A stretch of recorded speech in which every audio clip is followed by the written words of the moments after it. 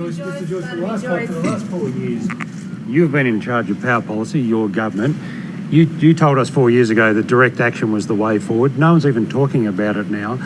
Why should people still trust you, your government, as having the solutions on power prices when you've persisted with a policy for 4 years which has led to an increase in power prices and has still provided no investor certainty in the market? Well, it's quite clear that you see the Labor Party's policy. You admit that they agree to 50% renewables, don't you? You admit that that's where the Labor Party is. That is where the Labor Party is, and we've seen in South Australia exactly where they are. We've seen exactly in South Australia exactly how this transpires. It transpires. The Labor Party policy in South Australia transpires with the lights going out, with the traffic lights going out, with operations stopping, with the people being scared out of the state because they can't see the reliability or the affordability of the baseload stock of how you drive manufacturing jobs, how you keep people in work, which is now what we are doing is we have both a three-phase plan to how we deal with this issue.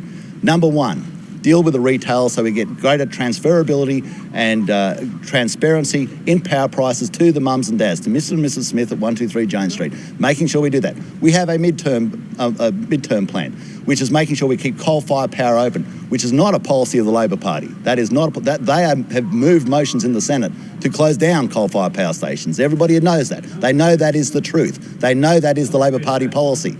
And we have a long-term policy, which is Snowy Hydro 2, to make sure that we have dispatchable power. We are clearly articulating a policy to deal with the issues, noting full well at the same time that power is overwhelmingly driven by states. In the past, the states owned the power stations.